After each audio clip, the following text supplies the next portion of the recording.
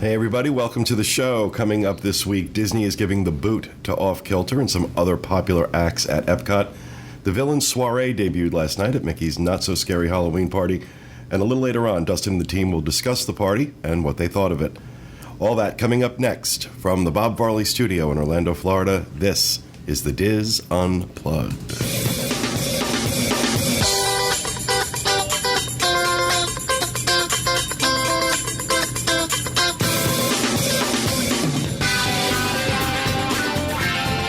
This is the DIS Unplugged, episode 735 for the week of September 2nd, 2014. The DIS Unplugged is brought to you by Dreams Unlimited Travel, experts at helping you plan the perfect Disney vacation. Visit them on the web at www.dreamsunlimitedtravel.com. What are you, voguing over there? He's sending me.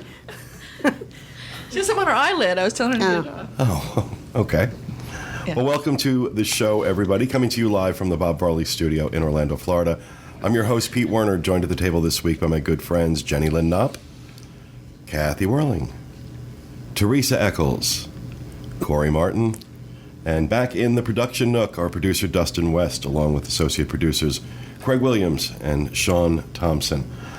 John and Kevin are away. They are actually on the Oasis of the Seas, heading to Barcelona, and Dustin and I will meet up with them in Rome. Yeah. Poor things. I know. Well, John's really worried because he's like, 11 days at sea with an open casino. He's going to arrive in Barcelona broke. Or real happy, yeah. Or very rich. Yeah, I don't think it's going to be Much in between. much in between. So, all right. In housekeeping, first and foremost, a sad note. I want to extend our thoughts and prayers to the family of Kyle Gendron, who was very active on our photography forums. He went by the username Handicap18. He passed away last week from colon cancer. And as I said, he was an active member of the photography board. He was also very active in the Down syndrome community. He had a daughter with Down syndrome. So, very sad. Just wanted to send out our thoughts and prayers to his friends and his family that we're thinking about them. Also wanted to remind everyone about the Arizona meet in particular coming up in October. They really need support if you're interested in going. I believe they have a deadline coming up for registration, so it's important if you're interested to sign up. We'd really like to see as many people out there for that meet as possible, so please. Sign up, and links to that and everything else we talk about on the show notes page, disunplugged.com. And I don't have anything else for housekeeping. Does anybody else have anything? Yeah, Okay. Craig and I will be doing a Universal show tonight at 7 p.m., right before the making of Frozen. So we'll finish it around, 7:57? Yeah, we want So to you give got 3 people enough minutes to time. change the channel, put Frozen on, make popcorn, Yeah, make a Hot Pocket, yeah. and then watch Frozen. We have a really good No topic problem. tonight, too. We do have a good So, topic. But- Yeah. And what is that? We're going to be doing Universal for the non-thrill seeker. So Oh, basically, okay. is it worth your time and money to go if you're not going to be doing roller coasters? That's a great topic. Oh, So I'm pretty watch that excited. one. Yeah. It's from his mind, mastermind. My mom's. That was my mom's question. So She'll get the royalties. she will. We'll be sending her a check for 25 cents. I also have a housekeeping on the Disneyland show this week. Tom has sent in what that show is going to be all about. Oh, thank you. Yeah, I know he sent it in, and I just forgot to put it in the No, script. that's okay. That's okay. Tony So delirious. Tony Spatel this week is going to review dinner at La Brea Bakery, and Tom Bell will chat with Knott's Berry Farm's Lady Aravalo about their upcoming Knott's Scary Farm event. So that's what's in the show this week. Awesome. So anything else for housekeeping? Then over to me with the news. Since John's not here, I'll What do it. about the poll Oh. for last week? The poll from last week? Yeah. Sorry, that was my bad. We picked a winner, didn't we?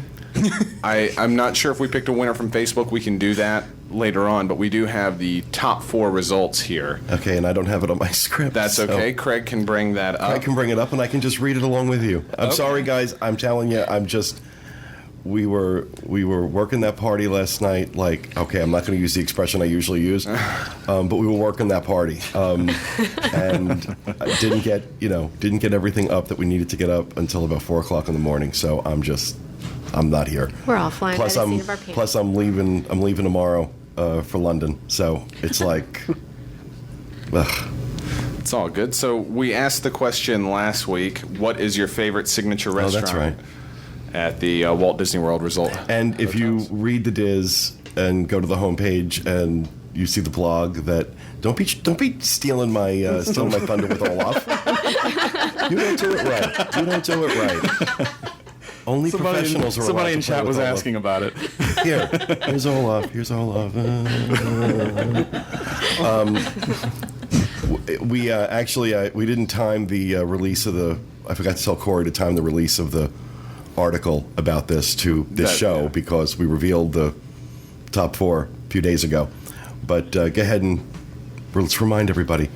Narcoossee's came in at number 4, 9%. Gico, number 3 at 13%.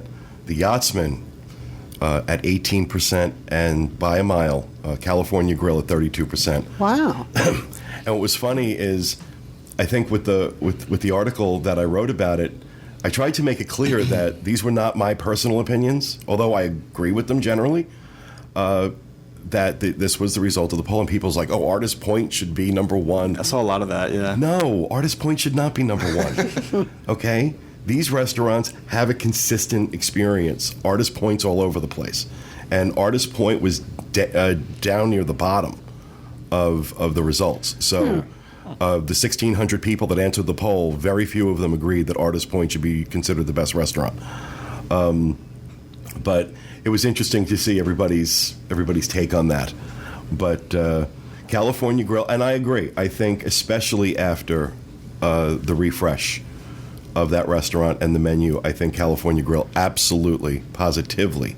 It has the double whammy. It has really good food, and it has the most spectacular location you could ask for on Disney property. Well, I mentioned that in the article, that, a lesser restaurant would just kind of fall back on that view and serve you, mediocre food. Yeah. Not the case. I mean, I didn't think it could get better from what it was. And as far as I'm concerned, we ate there in May, and it was spectacular. I mean, calling it dinner, it does it in no service at all. It's a dining experience. And a lot of people wondered why Victoria and Albert's didn't make the top of the list, and I think that's only because a lot of people haven't experienced it. Right. Yeah. I've never been. It's an expensive experience, $125 a plate, I believe, and you have to dress for it. And a lot of people, when they come to Disney World, don't want to put on a jacket and tie, and So I just think it suffers from that. But again, V&A. I haven't been to V&A's in a long time, but I don't ever hear anything bad about it. I don't ever hear that people say it's a bad experience or not worth the money. So, but that is our top 4, and I think we forgot to pick a winner. Okay. And we will. We'll pick one today and notify you via Facebook. And send you out your $50 Disney gift card, which we do every week when we remember to pull a name. And we'll have next week's poll at the end of the show. So now we will move on to the news. Okay? Excellent. First up, Disney and the unions are at odds over shift distribution. Walt Disney World and some of their unions are having a dispute of how extra shifts are filled, heard by an arbitrator later this week. A year and a half ago, Disney decided that 7 days before the unfilled shift, workers would not be able to take the extra hours if it would mean they would work more than 44 hours during the week. That maximum increases as the date of the available shift gets closer. Employees can claim open shifts that need to be filled within 24 hours, no matter how many hours they would work that week. Some unions were upset with the new policy, saying it would make it difficult for employees to earn supplemental income without being allowed these shifts. Full-time employees are also much closer to the cap than part-timers, making them ineligible for most extra shifts. This is about the most boring news story imaginable, but you know what? It's a kind of slow news week. Well, I can tell you, I don't think the company is going to fall apart over shift differential, but No. I can tell you it's a huge complaint for full-time cast members, though, that, you're working your 40 hours a week, and then every now and then you get a couple extra hours. But you see all these part-time people and college program folks working like 60 hours a week, and you're kind of stuck there. Well, yeah, this was the point of the president of the Services Trades Council, who said that the policy will make distribution more fair. Extra shifts will be available to a wider group of employees. And the article quotes him as saying, what was happening was you had certain people that were working all these hours at the expense of others. We kind of like this deal. We're getting thousands of people picking up extra shifts rather than 100 people picking up all the shifts. And Disney is not able to comment on pending arbitration. I've also heard that cast members can, I think it's full-time, that you can be put on a list that when overtime becomes available, they go to those people first. And then if they don't fill it, they go to these people. So, I guess there's still an opportunity. I guess it's like every profession, because I know you hear that about policemen a lot of times, that some policemen make a lot of money on overtime and then some don't make any. I guess you have to be in the right place at the right time to... And sometimes those things are political. I'm not saying that is here. Right. But sometimes those things are political, and I understand Disney's need as a company to manage overtime expenses. But, I'm glad, if we're talking about any kind of union dispute with Disney, I'm glad this is what we're talking about. Mm-hmm. Yeah. And it's not the kind of locking horns, fierce battle it's been in past years where there are threats of strikes and all that other stuff. So yeah, this is sort of unusual that it's like they're getting along. And it's surreal. Yeah. It's surreal, and I'm not completely clued in as to why, but something's. I've said it before. Something's just kind of weird about this whole thing. They're getting along too well, and That's what they want you to think. Well, it just there wasn't a lot of back and forth. It didn't seem to be, at least not playing out in the press. If there were real issues going on between them, it would have been played out in the press, because that's where they put the pressure on Disney. And you would have heard, because we've heard it so many times, the deadline's coming, and if they don't have an agreement by midnight on Saturday, they're going to strike. And we've heard that before. And so this was just it was like they were serving tea and crumpets and stuff to each other or something. I don't know. But I'm glad. I'm hoping that nothing else comes and that nobody goes on strike and disrupts anything. And that would be nice. Nobody's out of work. But interesting. A little bit more contentious was the announcement this week that Disney was going to be canceling some of the acts at Epcot, including Off Kilter, which plays in the Canadian Pavilion, and Moroccan in the Moroccan Pavilion, as well as the Spirit of America Fife and Drum Corps World Showcase at the American Pavilion. And I was kind of surprised to hear that. They've alluded to some replacement acts, namely like a lumberjack act, I believe, in Canada. And, a lot of people are saying, oh, these acts are old and they've been there a long time. That's not the reason this is happening. No, it's not. Those groups had followings. Oh, yeah. The Off Kilter always had people. Those chairs were always full. Always full. That's not the reason that they're doing this. This is financial. I was surprised a few years ago. I was talking to someone that works in one of these musical groups. I'm not saying anything more than that. Works in one of these musical groups at Disney. And when he told me what they were paid, I fell over. I mean, we're talking about upwards of $25 an hour that these guys are paid. These are not minimum wage positions. When he explained all the compensation and the hours they get and what the contract requires, they do really well. I mean, these acts are well paid. And that's, I think, part of. I think they're part of equity. They're equity actors, quote unquote. And so the scale is much higher. I'm guessing the lumberjacks that are coming in to replace Off Kilter are not going to be paid that. I'm guessing. I don't know. They're going to sell their DVDs but over at the kiosk. Or do you have the name of the group, the flag waving people in Italy? My other concern is could you give these acts names that people might want to say or be able to pronounce? But I can't see canceling like an Off Kilter for a, hey, let's go see the flag wavers in Italy. Well, yeah, they're saying that while no release date has been given for some of these new acts, they're saying it will be sometime in the fall, and guests will be able to enjoy traditional Berber music and a dance troupe in Morocco. I don't know what Berber is. I just think of carpet. I just think of carpet as well. A corps of dynamic flag-waving performers in Italy, a thrilling lumberjack-inspired show in Canada, and Celtic folk music ensemble in the United Kingdom. Look, I'm going to tell you something.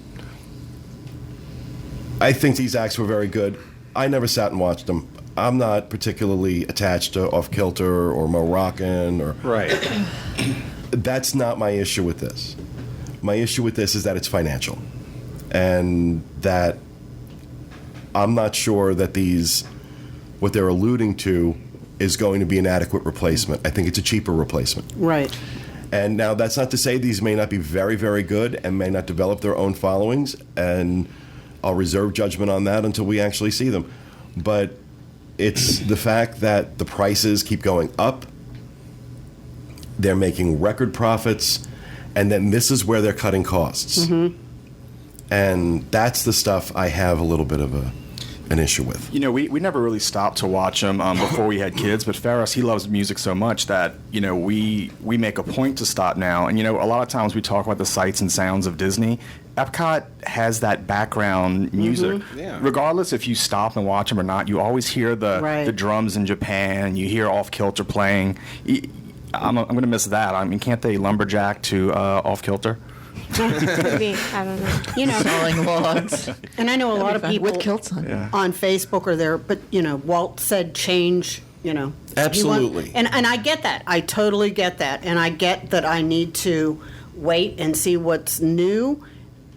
But on the other hand, I just have the feeling that what they're bringing in is not on the same level as what is going away. Well, also when you have some attractions that are desperately in need of change and updating. If you're going to talk about making it better and improving it, I think there's a lot of places we could point other than Off Kilter and Mo Rockin'. Right. Where those changes really would be, I think, have a much, much better impact on the guest experience. Or even the Fife and Drum Corps in America. Because, I mean, that symbolizes, that's our roots, it's our heritage. Maybe they will come up with something better, but nothing speaks to America. That's what I was My grandma's gonna be thinking. heartbroken. As long as the new ones that come in are authentic to the culture, then I'd probably be okay with that. But when you say lumberjack show, it's like, what is that? Do they have lumberjack shows in Canada? Yes, actually. Do they? Oh, okay, well, then great. I was talking with some Canadians last night who were offended. Were they? At that that's going to be represented now as lumberjacks. Some of our Nova Scotia friends had Yeah. that discussion with me and said that, you know, they've lived there all their lives and never been to a lumberjack show. How did they decide that now all of a sudden that's what represents the country? Well, I guess that's what I'm saying. Something that's authentic to the culture. Like, I love the, of course, I've never been to China, but, you know, the act that goes on in China with the acrobatic. Oh, yeah. I love For that. the 9-year-old acrobats? Yeah, Who are well- supposedly 18? Well, yes, okay. They're not 18. But they're wonderful, you know. They are amazing. As long as Amazing. it's something that doesn't come in as, like, hokey and cheesy. I don't Well, you know, again, you know, it's I'll reserve judgment completely until we see what they bring in. They may end up bringing in something even better, and I'm perfectly open to that. My concern is that, like I said, this just reeks of being financial and nothing else. And as I think that probably talking about decisions that are financial and nothing else, it's a great segue to our next story, Yes. which is the Villains Soiree that opened at Mickey's Not So Scary Halloween Party last night. And you know what? Let's go ahead and play the video, and then we'll come back and talk about it, because Dustin put together a 3-minute video of this, so here it is. Or not. I'm pointing.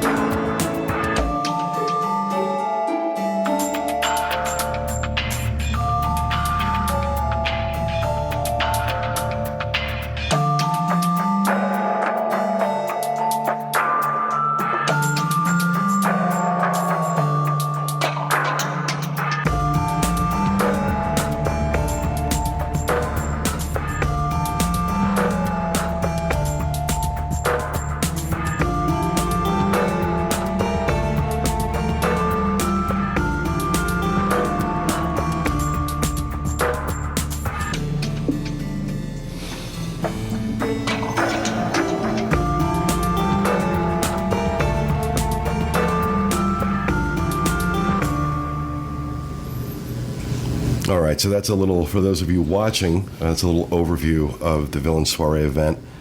And for those of you listening, you can head out to our YouTube channel, youtube.com/ is it the DIS or WDW Info?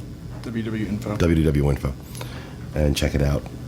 So this is a special event inside of Mickey's Not So Scary Halloween Party. So the Halloween Party, a hard ticket event that costs $70. The Villains Soiree, a hard ticket event within that costs another $100 per person. And they do 2 seatings a night at Cinderella's Royal Table, 10:15 and 11:30. And you have dessert and some cheese and 4 pieces of salami. I want to stress the 4 pieces of salami. And a very sweet, odd drink that was served when we sat down, the Captain's Punch or something like that. And you check in for this at 7:30. Party starts at 7. You check in for this at 7:30. If you're in the first seating, you will spend your entire night doing nothing but this, pretty much nothing but the soiree.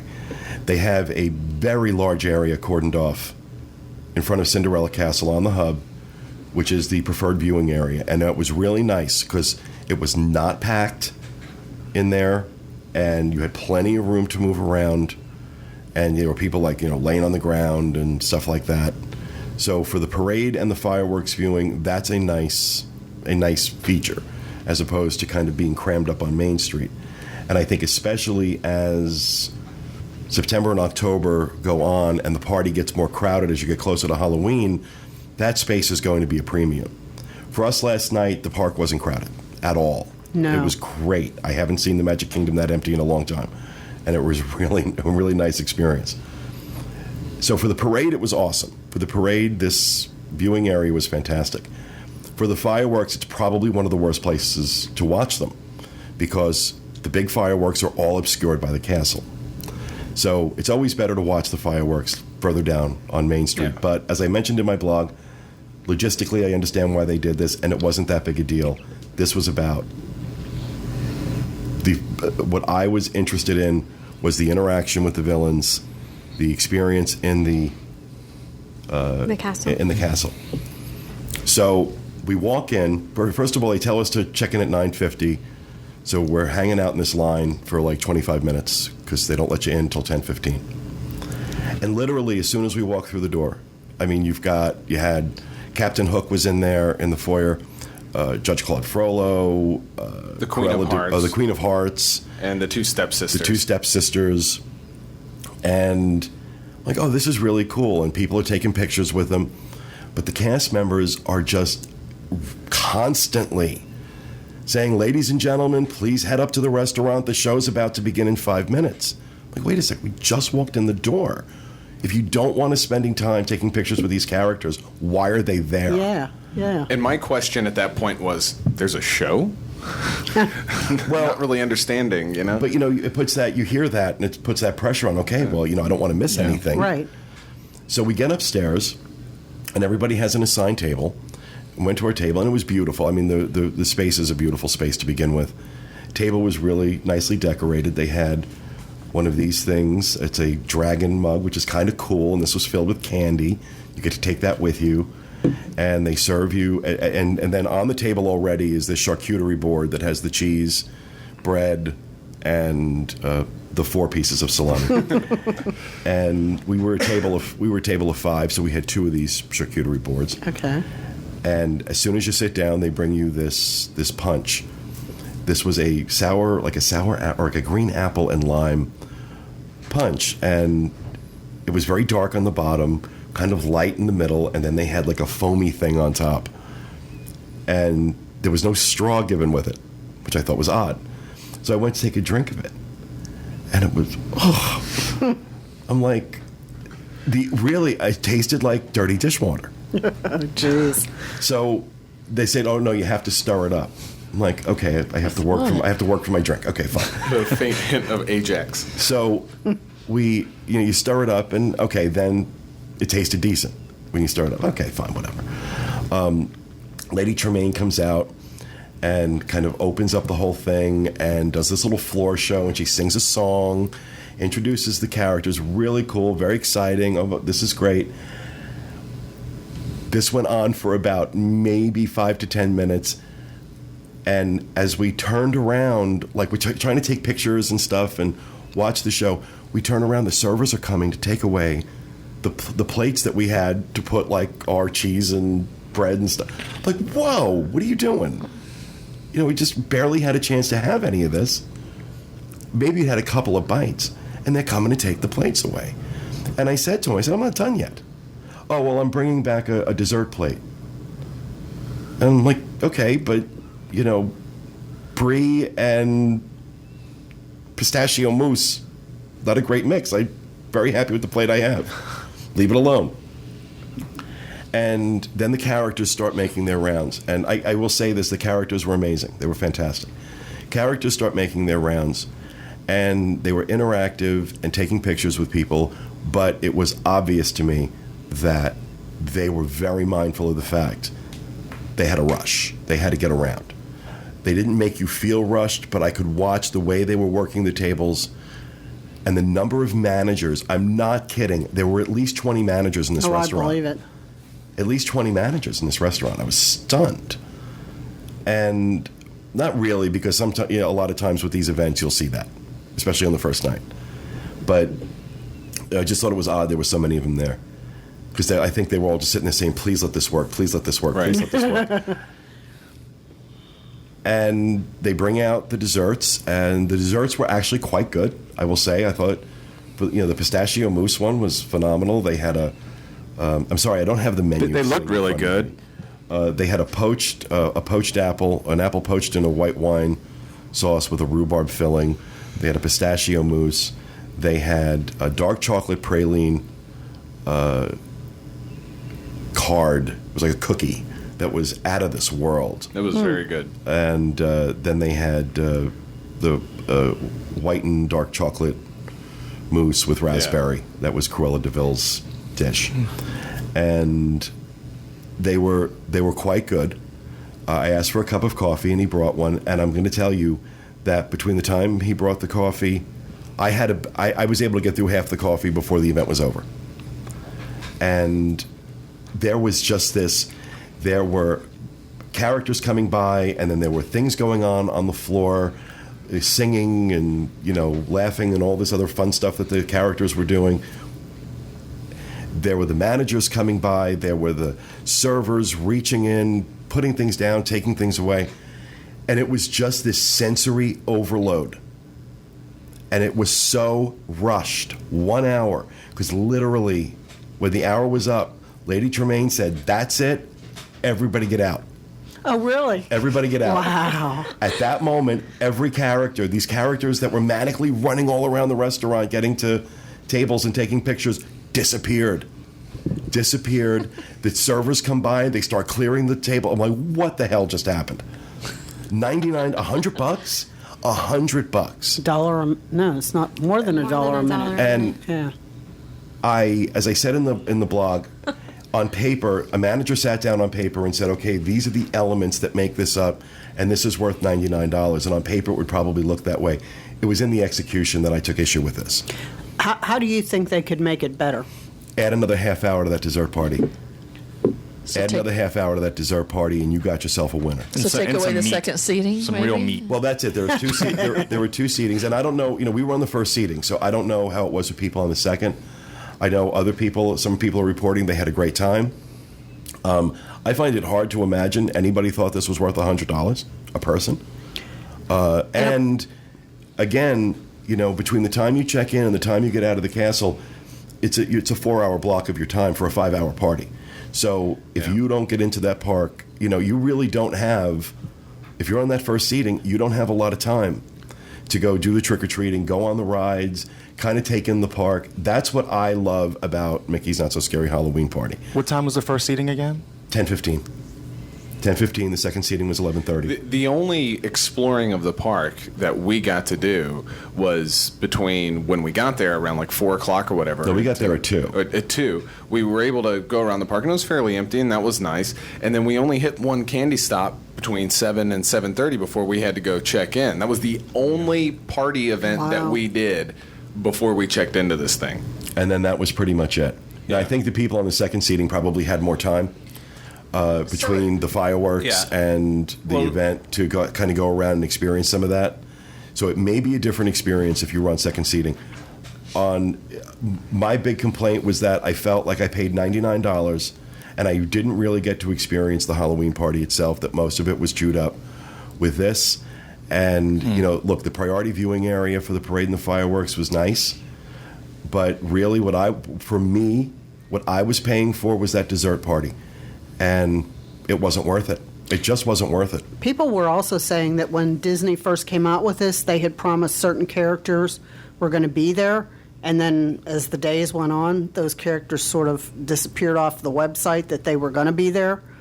Do you think if there would have been more characters? This was not, my complaint was not about the characters, the number of them, or their interaction. I thought they were amazing. In fact, I think more characters would have taken away from that hour long, because then it would have been even more stressful and more hectic. Yeah. And that might have been why they did it. I think they knew they were pushing a lot of stuff, because it was, the only word to describe this event was manic.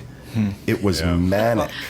The amount of things going on at once, all around, when you go into something like that, you want to be able to kind of sit, for me anyway, I'll speak for myself, you want to be able to sit and kind of relax and take in the atmosphere and have things paced out. You don't want that boom, boom, boom, boom, boom, boom, boom. And that's what it was. It was just rapid fire, here's an experience, whoa, ease up. Do you think it would have helped if they would have put it in a different location and maybe made it longer? Well, they couldn't have done that because the character issue comes into play, that they had a 10 o'clock mix and mingle, and then the characters that got off stage from that no longer go down and actually hang around with everyone in the crowd.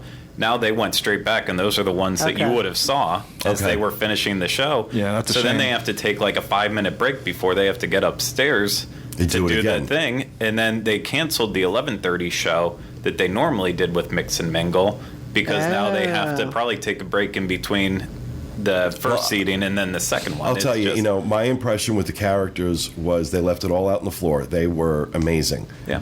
They really, that entire event was carried on the backs of those characters. Well, the cool thing about the characters in this particular event is that they're all face characters. They all talk and they all interact. So that adds to that level of enjoyment, and they were really, really good. They're probably happy that they were in air conditioned too. They didn't have to do Mix and Mingle.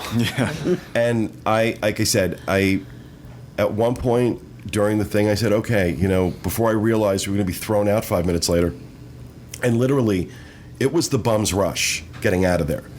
They were done with you. You had your hour, get out. I always wondered how they do that. They weren't rude about it, but the managers were coming around to every table saying, we hope you enjoyed everything. We hope you have a wonderful night. It was a very passive-aggressive way of saying your presence here is no longer required. No one literally said, you need to leave now. Except Lady Tremaine. It's a sweet way to get rid of people, though. Yeah. And, and I'm like, up until that point, up until I realized that we were going to be thrown out within minutes, I'm like, okay, you know what? This is expensive, but you know what? The desserts are good. The entertainment is fantastic. And then all of a sudden I'm like, okay, wow. And none of us at the table, all of us said, the characters were great. All of us at the table were saying it was definitely not worth $99. Sean, are you reading things in the chat? Is that what you're reacting to? I am, but I don't think we should talk about them. Why? Is it that bad? Yeah, I'll tell you later. Back to you, Pete. Yeah. Okay. I'll tell you later. Okay. So, this particular event, I wouldn't do it again, personally. And look, this is my opinion. This is not, I'm not saying people should cancel this or whatever. Do what you want. For me, for what I want to get out of the Halloween party, this wasn't it. Agreed for me, too. This wasn't it. So would you say this event would be more for somebody who's been to the party more than once? Like a newbie to the Halloween party, should they spend their time going to the soiree? I wouldn't recommend it. I wouldn't, because you're not gonna get to experience a lot of the things that make. the value of that $70 ticket for a Halloween party is the fact that the lines tend to be shorter on the attractions. There's that great vibe to the Magic Kingdom. You've got the fireworks. You've got the parade. That's all part of that experience. And I think especially, and one of the things we tell people is that, if you're getting a multi-day ticket and you're planning to go to the Halloween party, don't, use just buy that Halloween party ticket that night, get in the park after 4, and go take advantage of the fact that those lines are a lot smaller. And this extra $99 you spend kind of eliminates the opportunity to do that. Again, if you're on the earlier seating, if you're on the later seating, you have a couple of hours in there where you can go do some rides. But if you're on the first seating, that's pretty much eliminated. Well, so you're paying more money to possibly do less. Which is exactly how I felt. I paid more to do less. So you checked in at 7:30, but were you like in a holding area? Well, we didn't have to stay there. We could have walked around, but I didn't know how crowded this area was going to get. I didn't know how many. Okay, got it. And we wanted to make sure we were taking pictures, so we wanted to be on the rope. And you know how it is, even there. And immediately, I mean, an hour before the parade, that rope was already full of people. Yeah. So we wanted to make sure we had a spot, but it was nice because people weren't crowding in behind us. So because there was enough room, and it was even better for the fireworks. It looked like a big roped off spot. It was a very big spot. It was a very, very big area. I can't complain on that. But I will say the cast members last night, across the board, were terrific. Oh yeah, yeah, we were leaving. They were dancing and cheering, and maybe they were happy to see us go. I don't know. But they were really, really great last night. And you guys are going to talk about this. I'm not going to be here for the next segment, but you guys are going to talk about this on the segment. But I think I must have passed heard at least 3 or 4 cast members last night saying to people how much they love working the party and how excited they were. And it just showed. It just showed. Absolutely. That definitely came through. I don't think I haven't been going to these events as many years as you all have, but, for a few now. I don't think I've ever seen the cast members this enthusiastic as I did last night. I do not know if they're giving them something in their Kool-Aid or something. I don't know, but it was kicked up a notch. Definitely was. Yeah. Definitely was. And I thought the cast members were, in some cases, spectacular. Yeah. We had a server at the Liberty Tree Tavern for lunch yesterday. Christine from Brooklyn. If you're going to Liberty Tree Tavern, ask for Christine from Brooklyn. She was one of the best I've ever had at any restaurant. Even though the food was okay, the food wasn't bad, the service was beyond. She felt that we were rushed because when they brought the entrees, we hadn't finished our salads. And we didn't complain about it. We were fine. I was kind of done with my salad anyway, so I wasn't, but it was not up to her standard, so she comped our desserts. Oh, wow. Did this on her own. And I'm like, okay, well, I'm going to reach into my pocket and take a fistful of cash and give it to you as a tip because I think that's awesome that you're like that. Great personality. Incredible service. Old style. Old school Disney service. Okay. Christine from Brooklyn at the Liberty Tree Tavern. Ask for her. She was fantastic. So, all right. That, we're going to let you guys discuss the Halloween party next because we're getting short on time. So that's going to do it for the news. We're going to move on to our Caption This from last week. We had a picture of Megara from the Villains Unleashed party at Disney's Hollywood Studios with her arms folded and a dubious look on her face. We asked you to give us captions. Susie McDougall-Meyer, no, I don't want to build a snowman. We have slides to go with this? Okay. Yeah, they were just out of order, I think. All right. Joey Angeli, Elsa can't hold a towel to me. in reference to Sean's little Seanism last week. I'm so proud. And Epi Carrero, waiting for the parking garage to be completed. That was cute. For next week's Caption This, we have a picture of Jenny Lynn from last night's party with Buzz Lightyear. Jenny is dressed as Jane Jetson. Janet Jackson? Or Janet Jackson, depending on your view. I told her she was a walking felony in that dress. But that's the Caption This for next week. You can head out to our Facebook page, facebook.com/DIS Unplugged, and add your captions to that. And with that, we're going to move on to rapid fire. Yes. And who should we start with, Dustin? Looks like we have JL up first. JL up first. Okay.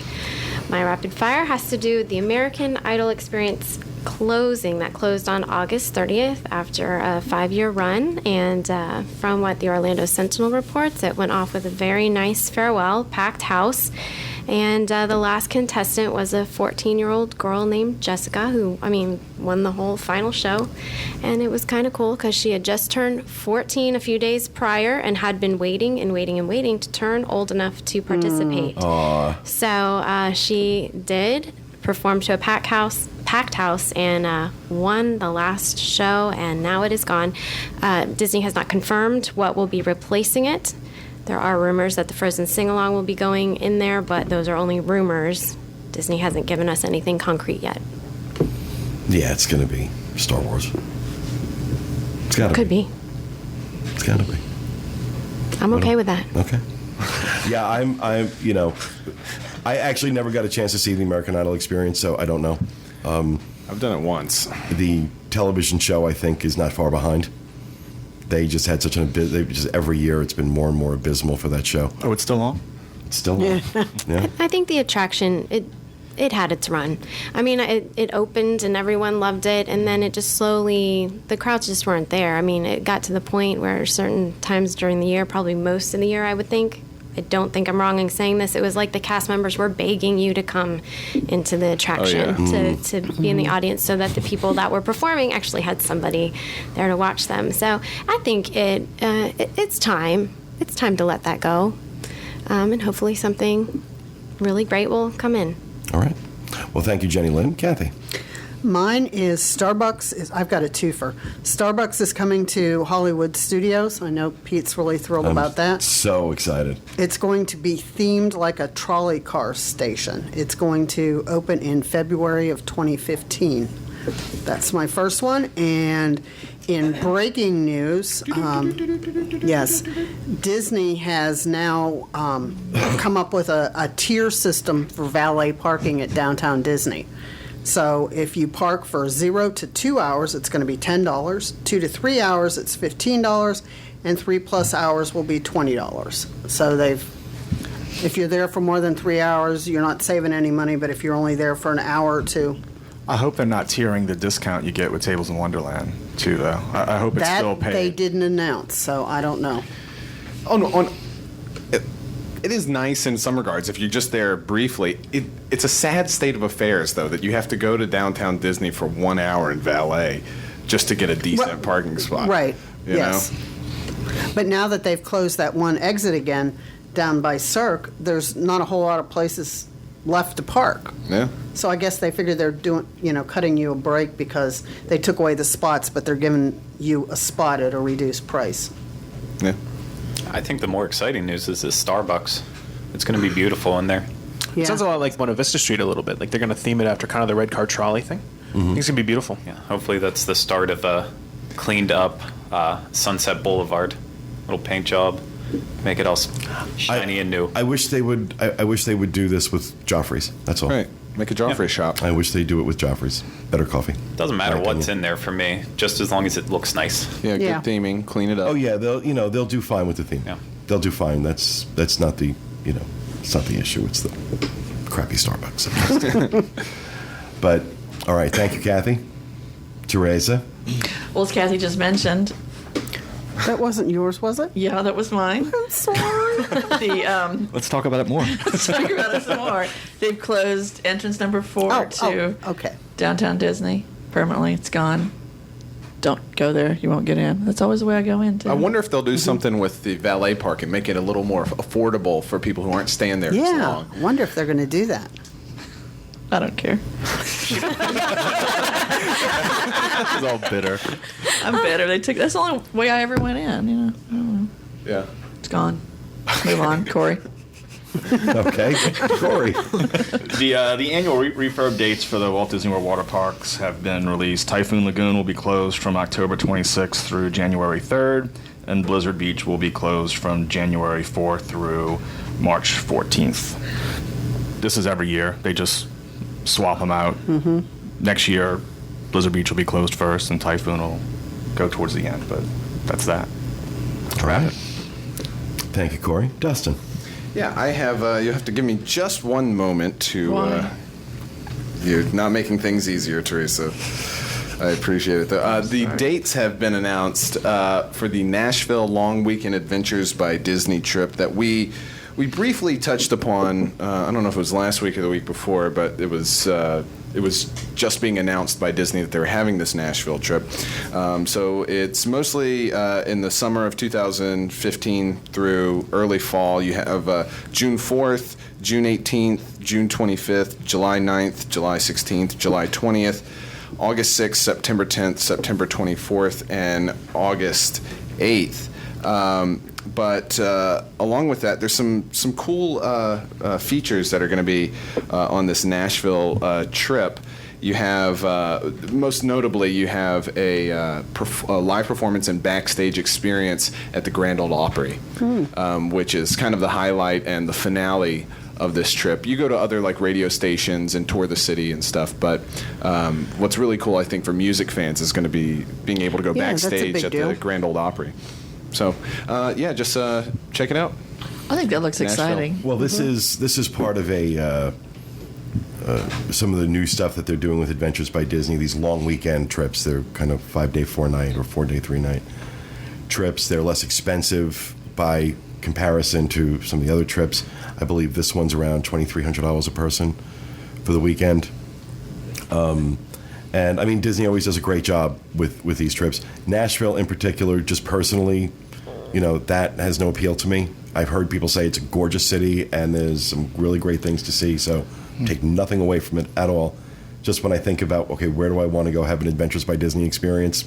For me, Nashville's not on the list. Wasn't it recently released as one of the most dangerous places in the U.S.? Right. I can't speak. I'm from New Orleans. I was just going to say. Well, Tennessee, the state, but Nashville specifically. I actually spent some time in particular. Nashville. What's that? It's Dollywood in particular. Dollywood. I spent some time in Nashville this summer on our road trip, and I enjoyed it. I mean, it was. Yeah. I found it, the history and just the weird eclectic people. Yeah, well, the cool thing about Nashville, as far as an Adventures by Disney trip goes, is if you add a post or pre-night stays, you can go to Gatlinburg, you can go to Knoxville, you can go to Dollywood and Pigeon Forge, and there's a lot to do there, actually. So it's kind of a fun little trip. Yeah. And the weekend getaways, I think it's brilliant because you're going to get people doing an Adventure by Disney that wouldn't normally do it, and then they're going to hook them and bring them back, reel them Well, in yeah, for bigger. that's definitely part of the Bigger experience. stay. We see that with the Backstage Magic trips. Those are a little bit longer than a long weekend, Yeah. but we find that they're among the less expensive ABD options, and people experience that and then like, okay, well, this is really great. I love this. I'd like to go see London, or I'd like to go see Italy. Yeah. I can't wait to do the Viva Italia in a few weeks. I cannot wait to do that trip. But all right, thank you, Dustin. You're welcome. Craig.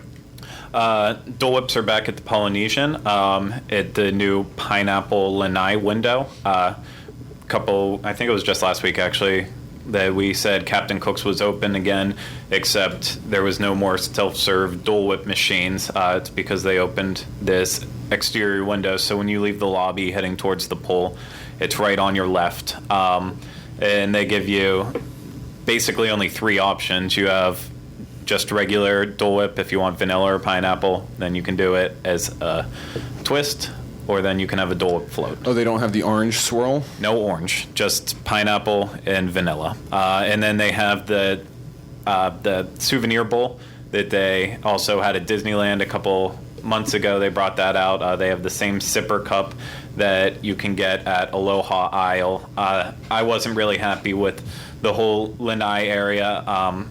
Just because you're sitting out there, it would be great if it had like tropical music, the same type of vibe Polynesian has.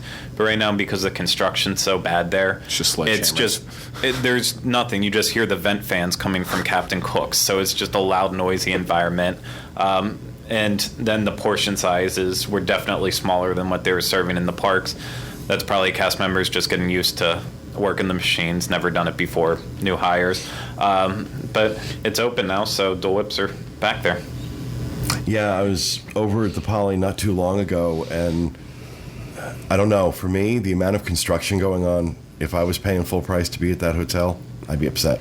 I have a blogging pending right now with pictures from over there, and even me, Kathy with the rose-colored glasses, I had a hard time finding spots that still look like what the Polynesian used to look like, that view that you pay for.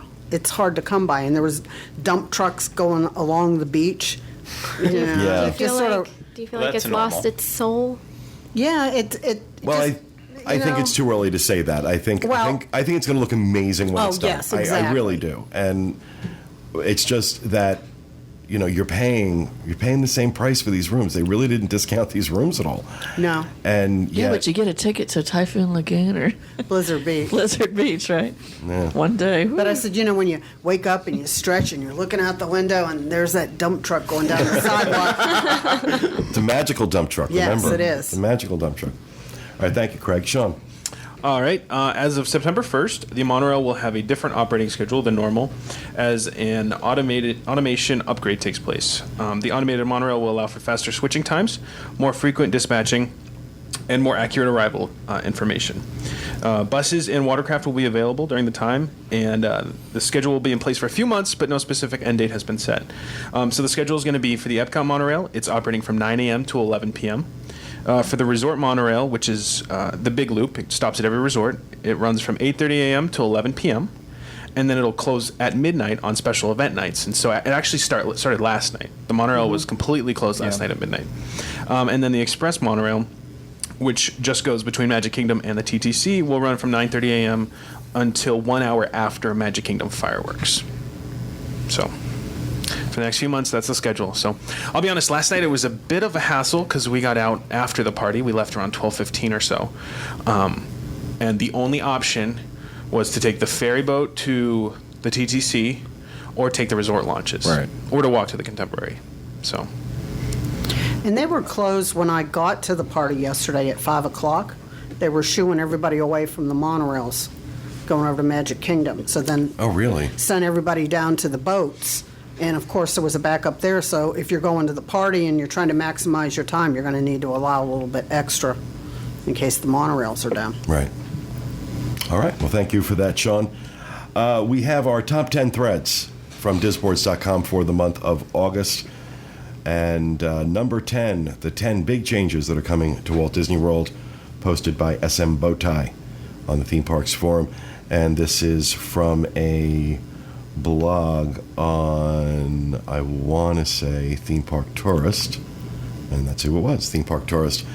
And about what they talk about there is about the 10 big things that are coming to Disney World. We've talked about all of them, so it's, the Four Seasons, the nighttime show at Disney's Animal Kingdom. But that is the number 10 thread on Disboards.com. Number 9 by Mary Kate's mom, also on Theme Parks. Disney Hollywood Studios rope drop this morning, another end of an era. Number 8, the official Frozen Summer Fun tips thread.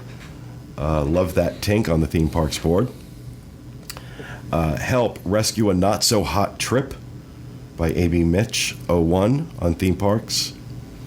Say Goodbye to Maelstrom. A Frozen ride is definite on the Theme Parks board. That one was particularly interesting. CBG 1027 writes, this isn't exactly a secret, but I got confirmation today that Maelstrom will definitely be replaced by a Frozen-themed ride in Norway. My source heard it straight from the mouth of a very high-up VP at Disney. Sorry, I cannot reveal my source. I'm a little bummed. I know Maelstrom is old and outdated, but there's something charming about it, and I love the idea of a Frozen ride, but would have preferred to see it in another park. So we've been hearing this for a while, that's coming. And I've also heard that they told the international college kids that they were going to be put in different areas of the park because they won't be needed at Maelstrom anymore. Right. The number 2 thread, which we'll get to, is Norway College program kids alerted to the pavilion closing. So it looks like the entire pavilion's going to close, I guess, for a reworking. Yeah. But that was our number 6. Number 5, dumbest thing you ever did at Disney. Interesting thread, Simon says, on the Theme Parks board. And, of course, we will have links to all of these on our show notes page, disunplugged.com, so you don't have to go searching for them. Did you notice, maybe it's just me, that the names of the people that start the thread sort of, it's very like together, like Simon Says, what's the dumbest thing you ever did in a park? And there was one you read just before that. It's like, Well, what's number 5? Dumb Girl 52. Who was that one? Oh, number 5 is Simon Says. Dumbest No. things you've ever done. Oh, at that's Disney. Simon Says. Oh, okay, I thought Simon Says was the other one. Okay. Number 4, the Be Our Guest Lunch Fast Pass FAQ thread by Andrew Willey on the restaurant's dining reservations forum. And, it's amazing to me how many people, resort guests, have no idea that they can get a Fast Pass for lunch at Be Our Guest Yeah. just because they're a resort guest. And so that might be a good one to check out if you are just learning about this right now. Because it's a separate process from getting your other fast passes Correct. and reservations. You have to go to a separate website. But it works and it's really cool. I enjoyed it. Number 3, the new CBR Caribbean Beach Resort FAQ Part 7. Again, I'll remind everybody the reason that these FAQs will have 7 or 8 threads attached to them is because once a thread gets to 250 pages, we have to cut it off. It's a database issue. At 250, past 250 pages, the threads start to really affect the performance of the servers. So that's why this is version 8 of the Caribbean Beach. and I was the owner, the hostess of that thread up to 7. And then life sort of got in the way, so they have somebody new now. You've You've passed been the torch. dethroned. No, I willingly Oh, you did. abdicated. Yes. You She abdicated. was not usurped. And just, on the resorts board, every resort has an FAQ that's maintained like this. And they are the most wonderful sources of information you can find. The folks on the boards do an amazing, amazing job at putting these FAQs together. So if you're staying at a resort and you want to get some detailed information, ask questions of the people who are passionate about that resort, it's a very, very good resource. Number 2, as I mentioned, the Norway College Program kids alerted to the pavilion's closing. Genesis on the theme parks board and the theme parks community board. And again, this month, number 1, our friend Mesa Boy 2, Fast Pass Plus basic information. And that's, like I said, he's the new Jess. And it cut off right at the new year. It's like, okay. It was odd, wasn't Yeah. it? Well, no, that Jess's thread had started to die down. Oh, yeah, yeah. through the end of last year. This one's got legs. This one's got legs. So It's stuff people want to know. they need. It's great information. He did such an amazing job putting this information together. It's one of the things I really love about the boards is you can find stuff like this, and it's just really, really good information. So those are our top 10 threads on disboards.com for August. And as for next week's poll, it's actually next month's poll for the next 3 weeks. We are going to be asking you to rate your favorite resorts at Walt Disney World in each category: value, moderate, deluxe, and home away from home. And we're going to leave these polls running until, what's the date of that show? The 30th, Yes. I believe. Of September. 30th of September, after I get back from my travels abroad. We're going to be doing a segment all about the best resorts at Walt Disney World. So head out to our Facebook page, facebook.com/DIS Unplugged, and cast your votes. Like I said, these will be open for the next 3 weeks, and each week we will be selecting one person at random to win the $50 Disney gift card that we always give when we remember to pull the name. So that is going to do it for this show. It's also going to do it for me until September 30th. Jenny Lynn's going to be taking over while I'm in Europe, and I'll miss you all, but only a little bit because I'm going to be in Europe. So that's going to do it. Thanks, everybody, for being with us. We hope you enjoyed it. We'll be back with you again next time with another edition of the DIS Unplugged. Have a great week, everyone, and remember, stay out of the damn lakes.